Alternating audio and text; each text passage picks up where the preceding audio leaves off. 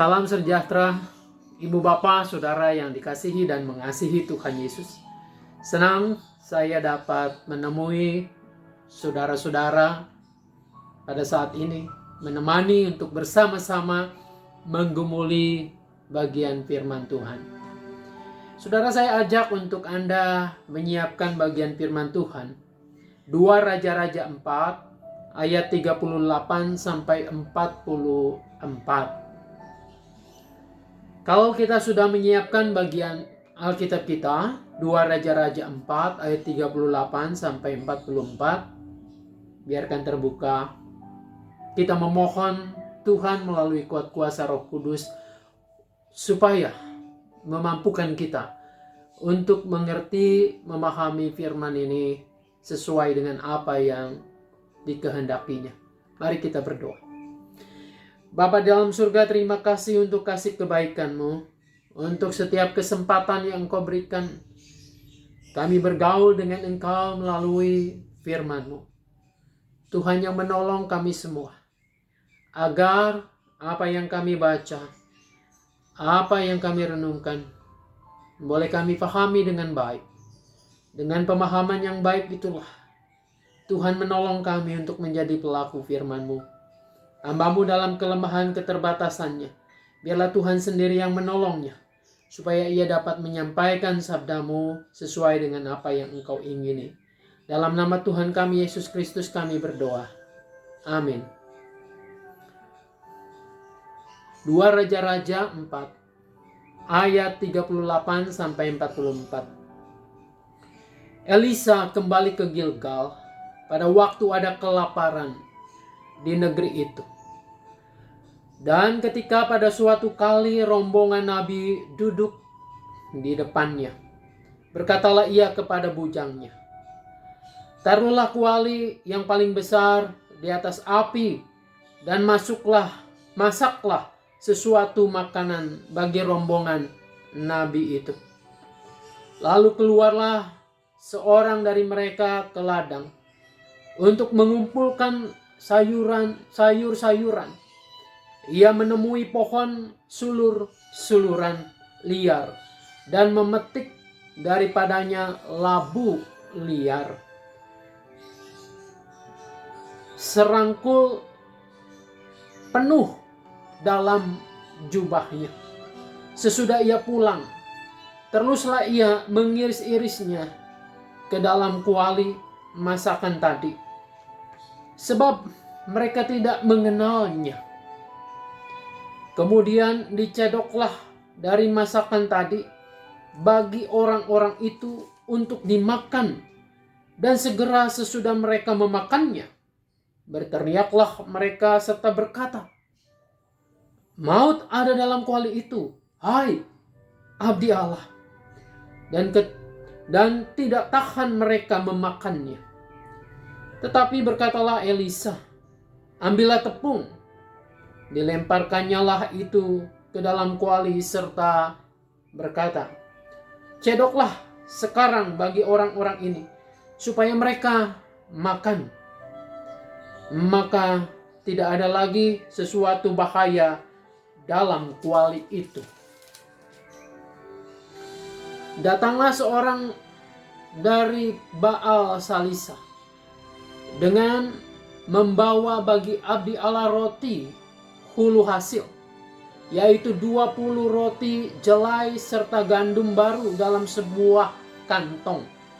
Lalu berkatalah Elisa, "Berikanlah itu kepada orang-orang ini supaya mereka makan."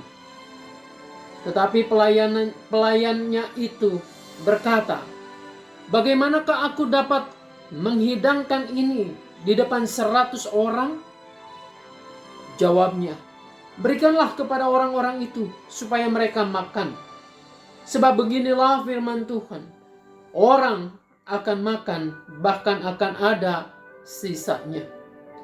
Lalu dihidangkannyalah di depan mereka, maka makanlah mereka dan ada sisanya sesuai dengan firman Tuhan.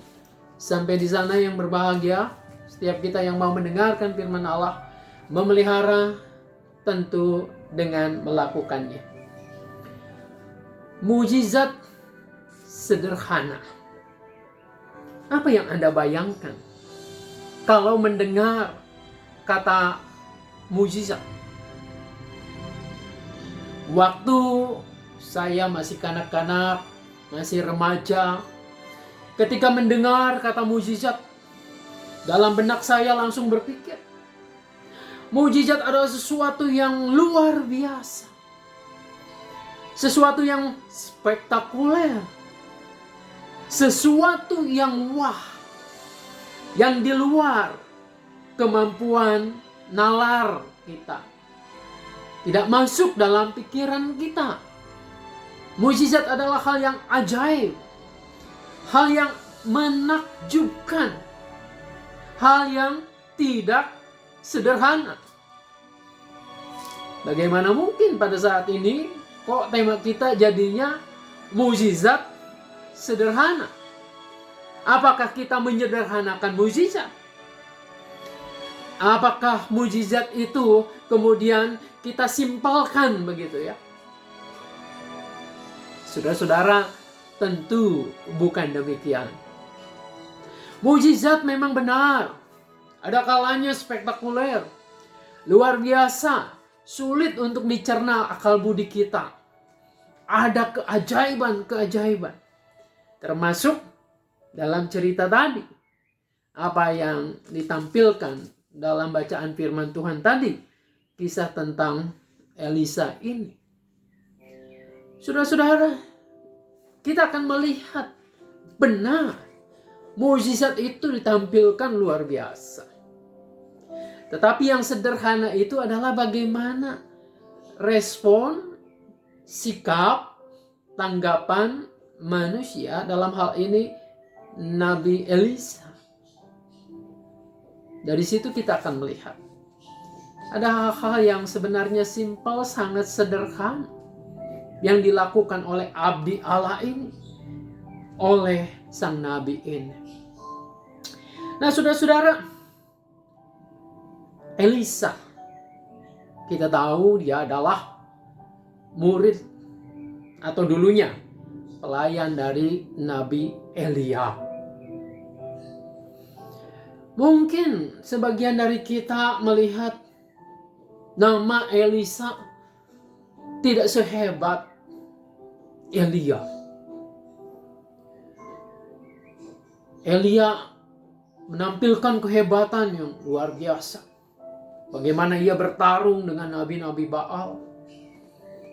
Bagaimana ia melakukan hal-hal yang spektakuler.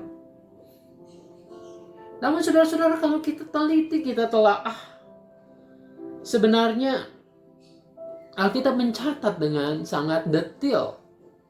Elisa menggandakan 7 mujizat Elia. Jadi sepanjang kiprah atau karirnya sebagai nabi, Elisa mengadakan 14 mujizat luar biasa. Banyak. Sedangkan Elia 7. Saudara-saudara, hal inilah yang memungkinkan para penafsir sebagai makna dari relasi, yang mengatakan para penafsir ini mungkin ada hubungannya bahwa Elisa memiliki 2 roh dari Nabi Elia ini. Nah, saudara-saudara, menelisik kisah awal Elisa sebagai nabi, rupanya juga agak berbeda. Elisa memang tidak diurapi, tidak mengalami pemanggilan dari Tuhan sendiri, melainkan dipanggil menjadi murid dari Nabi Elia. Nah, saudara-saudara, ketika ia sedang membajak pemanggilan itu, ketika ia sedang membajak di ladang ayahnya, di Abel Mehola, kisahnya ini terjadi ketika Elia lewat di dekatnya dan melemparkan jubahnya kepada Elisa. Ini sebagai sebuah simbol, tanda. Nah, saudara, sejak saat itulah kemudian Elisa mengikut Elia. menjadi muridnya, menjadi pelayannya, kira-kira selama 8 tahun lamanya. Saudara yang dikasihi dan mengasihi Tuhan, kalau kita lihat di sini, jelas Elisa belajar dari pendahulunya, Nabi Elia. Namun kemudian ia melanjutkan kiprahnya ini. Ia berkarya, melakukan pelayanan. Pelayanan dengan tulus hati. Kita lihat dari bacaan yang tadi kita baca, yaitu 2 Raja-Raja pasalnya yang keempat. Saudara-saudara, disinilah kiprah dari Elisa dimulai. Pasal 4 ini ketika suasana kelaparan terjadi, begitu ya. Lalu kemudian Elisa menemui janda di Sarfat, lalu kemudian menggandakan makanan, tepung yang ada yang dipersembahkan oleh janda itu, terus menerus memelihara kehidupan janda dan juga anaknya. Lalu ada mujizat perempuan Sunem dengan anaknya. Dan pada saat ini bacaan kita lihat bagaimana juga Elisa mengadakan mujizat. Saudara-saudara, di situ menarik. Kalau kita baca Alkitab kita, Lembaga Alkitab Indonesia memberi judul Maut dalam Kuali. Ada bahaya dalam kuali, dalam masakan yang akan atau yang dihidangkan kepada rombongan para nabi itu. Saudara-saudara, pada saat itu diceritakan dalam bagian yang kita baca ini, sedang terjadi kelaparan di negeri itu. Apa yang dilakukan orang ketika sedang kelaparan? Pastinya mencari makan. Sebisa mungkin berusaha mendapatkan makanan. Tak kecuali juga Elisa. Elisa menemui di situ ada rombongan nabi yang duduk di depannya. Suasana kelaparan, ada rombongan nabi. Apa yang diperbuat, dilakukan oleh Elisa? Melihat kenyataan ini ada hamba-hamba Tuhan, lalu kemudian suasana sedang dalam kelaparan, tidak ada bahan makanan dan seterusnya. Lalu Elisa memerintahkan kepada bujang-bujangnya, saudara-saudara, perintah itu adalah taruhlah kuali yang paling besar di atas api dan masaklah sesuatu makanan bagi rombongan nabi itu. Ini menarik ya. Bahan makanannya dari mana gitu. Jadi Elisa meminta para hambanya atau bujangnya untuk memasak sesuatu dalam kuali yang paling besar. Masaklah sesuatu itu apa? Saudara-saudara, barangkali saya berpikir di situ mereka mencari bahan-bahan makanan yang ada di sekitar mereka. Apa saja yang bisa dimasak, cemplungkan ke dalam kuali yang begitu besar ini, agar rombongan para nabi itu tidak kelaparan. Nah, saudara-saudara, ternyata di situ diceritakan, lalu keluarlah seorang dari mereka. Tidak jelas ini orang siapa. Tapi orang yang nampaknya tidak dikenal. Entah inisiatif sendirikah? Lalu kemudian entah mungkin ada maksud-maksud yang lain. Orang ini keluar untuk mencari di situ. Apa yang dicari di ladang itu adalah mengumpulkan sayur-sayuran. Dalam hal ini baik juga mengumpulkan bahan makanan, sayur-sayuran, agar cukup untuk makanan mereka.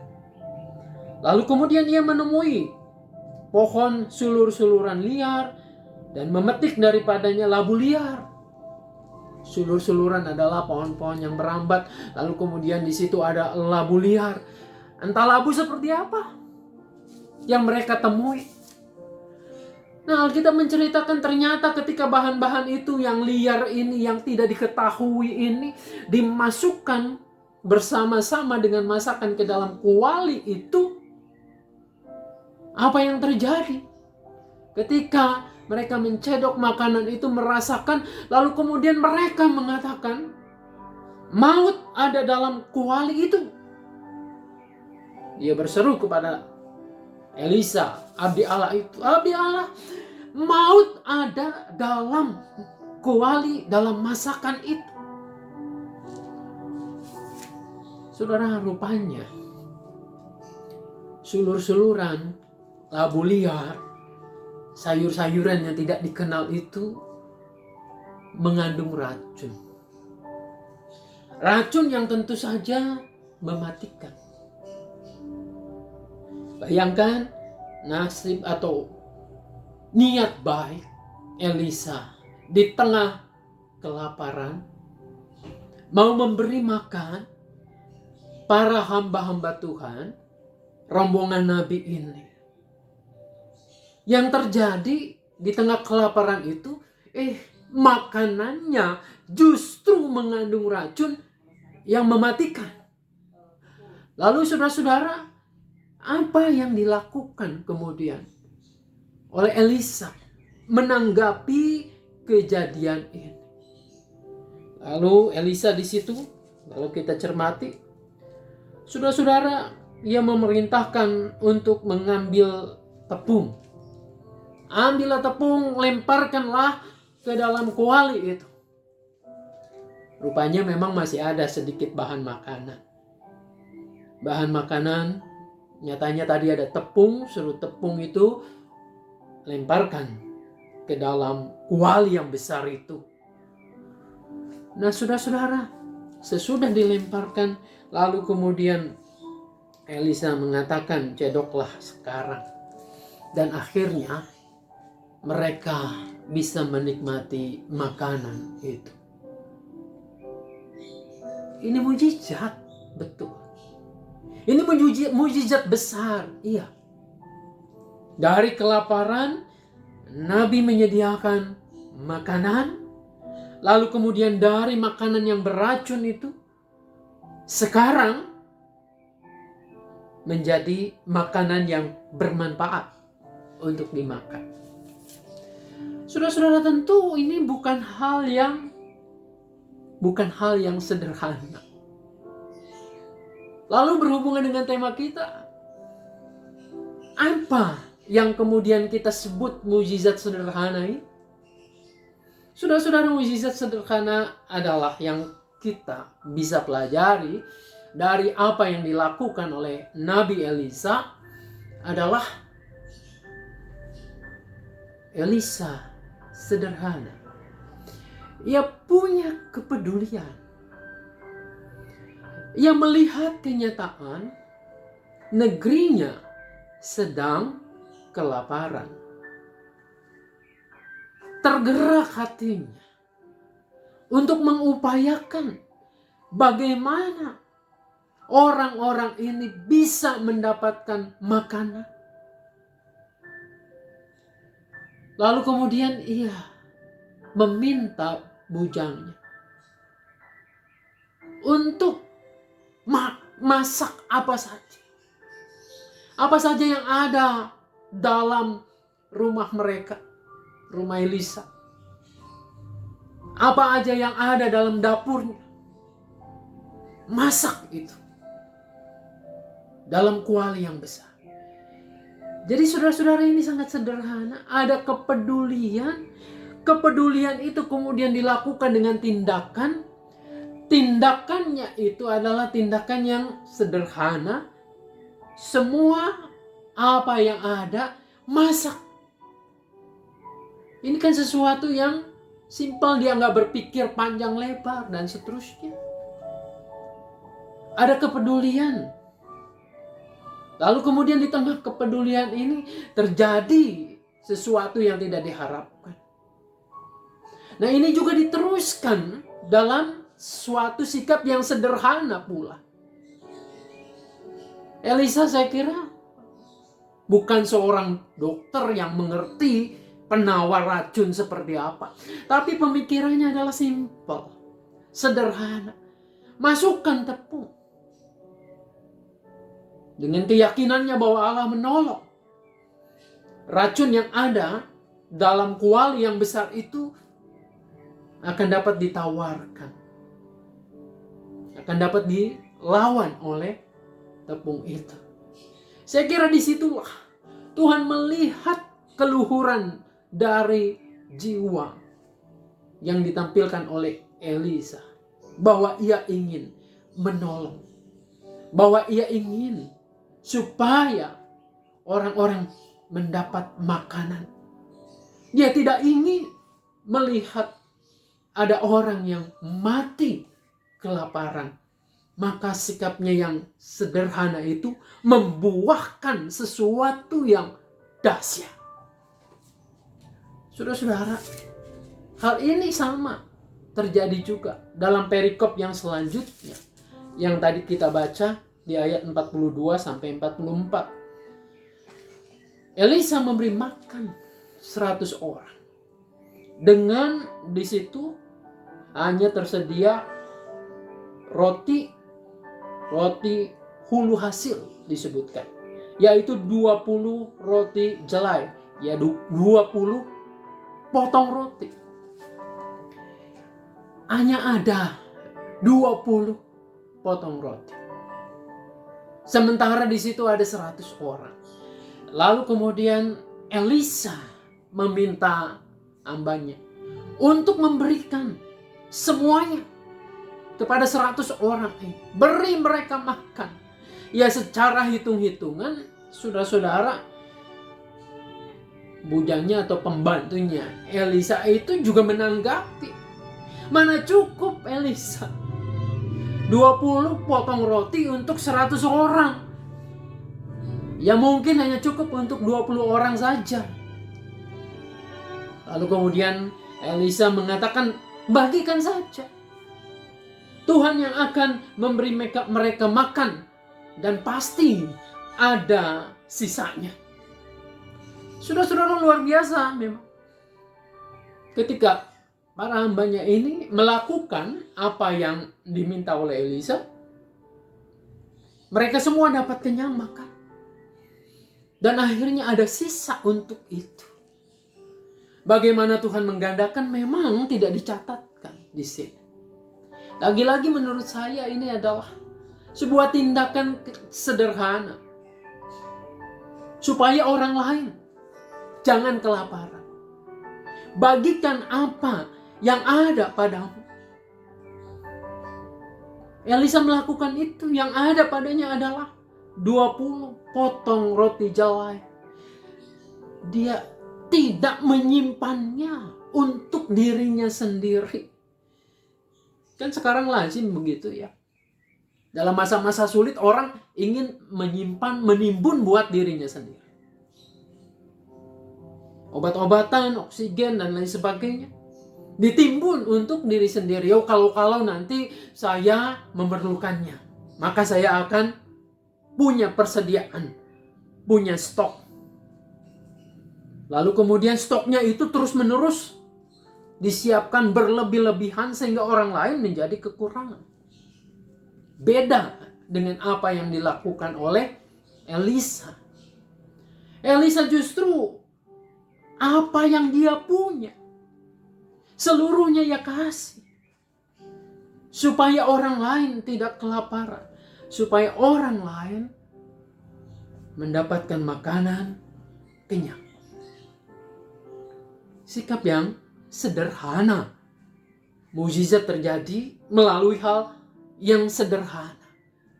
Tidak hitung-hitungan. Saudara-saudara, dari apa yang dilakukan oleh Elisa.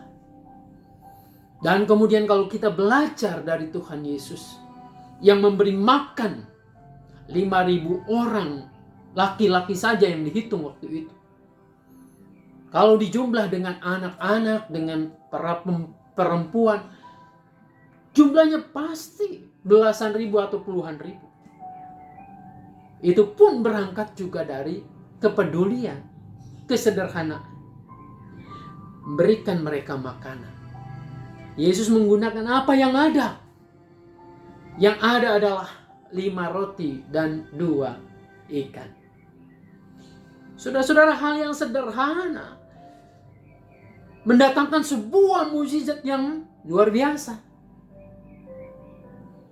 Anda dan saya, kita semua sebenarnya dapat meneruskan keajaiban mukjizat ini dengan hal-hal yang sederhana. Kepedulian kita kepada orang lain. Tanggalkan egoisme kita. Lalu kemudian, apa yang ada pada kita, berikan kepada Tuhan untuk Tuhan berkati. Disertai niat yang tulus, pasti akan mendatangkan mukjizat. Anda akan menjadi saluran berkat bagi orang lain. Anda akan seperti Elisa yang menjadi berkat bagi orang lain. Dia tidak memikirkan bagaimana esok saya harus makan,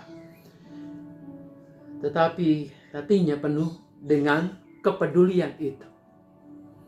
Saudara-saudara, sudah saatnya di masa-masa krisis saat ini, sama seperti pada masa-masa krisis zamannya Elisa. Elisa dipakai Tuhan untuk menjadi saluran berkat. Anda dan saya pada masa sulit ini bisa, sangat bisa menjadi saluran berkat. Melalui Anda, Tuhan ingin menciptakan mukjizat pada saat ini. Hanya tinggal kita. Apakah ada kepedulian dalam hati kita? Apakah mau berbagi dari apa yang kita punya? Biarlah Tuhan menolong, memberkati kita semua. Amin. Mari kita berdoa. Bapa dalam surga, terima kasih Tuhan sudah boleh mengingatkan kami kembali, khususnya melalui kisah Elisa ini, supaya kami pun dapat melakukan apa yang menjadi kehendak Bapa, menghadirkan mukjizat dengan cara-cara yang sederhana, dengan niat yang sederhana, dengan niat yang tulus, dengan kepedulian terhadap sesama. Kami berdoa ya Bapa, untuk situasi sulit yang bersama-sama kami alami, baik sebagai bangsa maupun dunia. Biarlah Bapa menolong, supaya kami dapat menjalaninya, mengatasinya. Kasihanilah kami ya Bapa, agar krisis ini segera berlalu, agar kami hidup kembali kepada hal-hal yang biasa kami lakukan, tapi dengan semangat yang baru, dengan situasi yang baru. Bapa, tiliklah kami di rumah kami masing-masing, dengan berbagai pergumulan kami, dengan berbagai kesulitan kami. Kami percaya Engkau tidak meninggalkan kami. Engkau hadir menolong kami. Tuhan Bapa di surga, kami tetap mendoakan untuk mereka yang kehilangan pengharapan, untuk mereka yang pada saat ini terkapar, mereka yang pada saat ini sakit, mereka yang saat ini merindukan pertolongan. Ulurkanlah tangan-Mu ya Bapa. Bisa jadi Engkau sedang merancangkan melalui kami. Biarlah kami tidak menolaknya untuk menjadi kepanjangan tangan dari Tuhan, untuk peduli terhadap sesama kami. Ketika kami akan melanjutkan aktivitas kami, biarlah kiranya rahmat, damai, sejahtera Tuhan yang melampaui segala akal akan memelihara hati dan pikiran kami dari sekarang ini sampai selama-lamanya. Di dalam Kristus Tuhan dan Juru Selamat kami yang hidup, kami berdoa kepada Bapa di surga. Amin. Tuhan Yesus menolong, memberkati kita semua. Amin.